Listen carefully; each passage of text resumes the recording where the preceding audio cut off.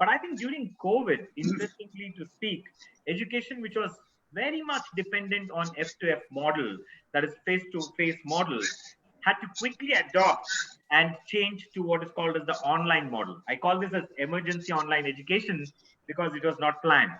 Uh, so my question to during the course of this presentation, I really want vice chancellors to reflect. How do you think higher education will change in the post-COVID world? Do you think the experiments that we are doing now during the COVID situation in terms of online education will have a significant role to play, or do you think we will just go back to the normal, which is F2F model? I would first invite Dr. I.K. Bhatt to reflect, and then I will invite the other vice chancellors. Uh, Professor I.K. Bhatt. Thank you very much for inviting me and asking me to share my opinion. These opinions are my personal opinion based on the experience which we have seen over a period of time. Everyone knows that COVID has really changed many things. It changed culture, it changed demographies, it has changed the economic forces. And I think even education has not been spared, and there has been a lot of changes which have taken place during this period for last 3.5 months. Now, this, we never thought that we will immediately change to the online education. And it has transformed the centuries-old chalk talk teaching model to one which is driven by technology. And it has shaken the total traditional education system which we used to follow earlier. With this, in our university, what we saw was that immediately we had LMS system in place, we had ERP in our place. So before the lockdown was there on 23rd, on 10th, when in the March, first week of March, people started talking about this COVID, we closed the institution and trained our faculty members on this platform how to use it for interaction, which was done. And from 13th onwards, we started going for online education. Yes, there were challenges, and especially the challenge was the mindset of faculty members primarily, and students also to some extent, because I found that the students are tech savvy, and therefore they are quite comfortable with technology. Now, it is initially we were doing it as a support to the teaching. So it was technology supported education which we are doing, and most of the educational institutions are doing that.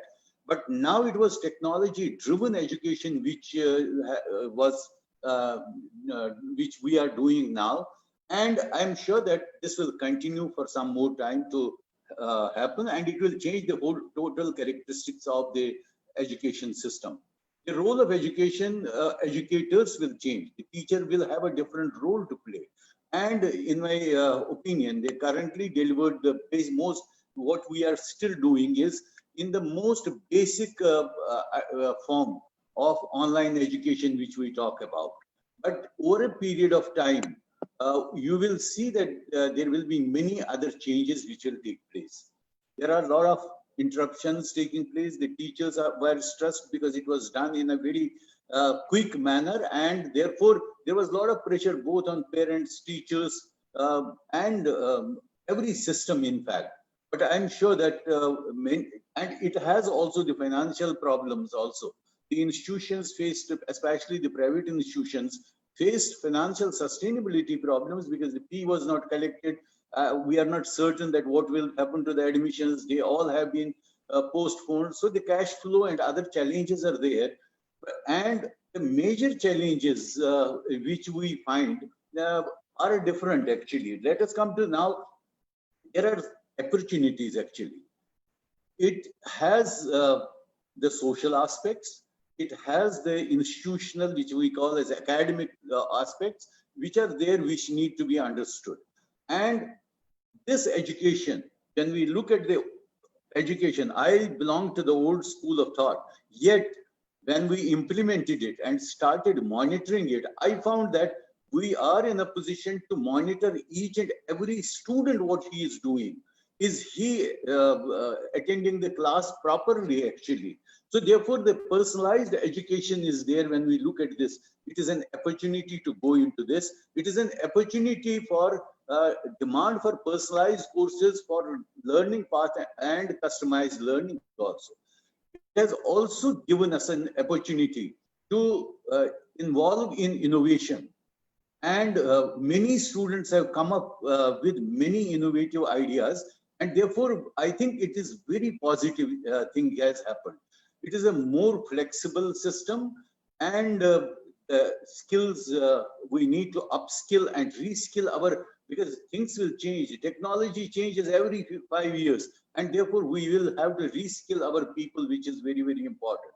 And it also gives us an opportunity. You must have seen many people coming into the education area, sending mails to vice chancellors that we do this, we do this. They do not understand. None of them have worked in an educational system. Let me tell you, if universities start developing their own business models, their own technologies, nobody can beat these models, because I'm sure that it will carry the experiential learning of teachers who are actually into the class and teaching. And therefore, I consider that this is an opportunity for institutions to go further. We have done some quick fix solutions, but we need to look at the sustainable models. How we do it is important. So what is needed in post-COVID era is educating citizens in an interconnected world. So this is important, and this we have learned. When you have a face-to-face class, your student is sitting in front of you. You do not know what he is thinking and where he is mentally, actually. But in this, he has to be the part of the learning process. He has to take the responsibility of learning, and therefore, our role is to teach him. Now, many things have happened. For last 2 years, we have been talking about Industry 4. Now, this is an opportunity to educate our children and go away from the conventional nonsense system, where we focus on only that they should cram things and they should finish the syllabi. I think this is an opportunity that we can impart 21st century skills to such people.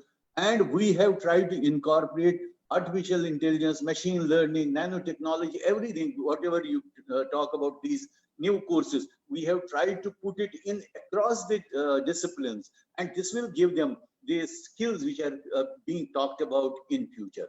And therefore, what is necessary is the digital platforms have to be used. We have to, and it will continue. In fact, our teachers have now learned new skills. The assessment has become very, very simple, because earlier designing a question paper, invigilation, then collecting papers, everything is gone now. You can assess a question paper, the answer sheets, while the student leaves. Just at the time he submits his answers, he is evaluated. And therefore, using these assessment methods will become very, very important for all of us. And therefore, I personally think that what we are doing is important. Now, what the university should do, we should embark on digital transformation to optimize and grow. This is very essential. Make the shift from the faculty focused to the learner centric approach. And this I consider to be an opportunity to shift to the student learning centric approach, which was so far teacher learning focus approach. And that too was, how do we finish the course? Here it is how much the student has been able to learn. And that assessment is very, very important. We need to integrate industry to co-create and collaborate. And we have done it in our case. Many courses have been designed in consultation with industry, and we have been able to deliver it and design it in consultation with industry, and industry is supporting us in delivering it also. So therefore, what they need, we know that they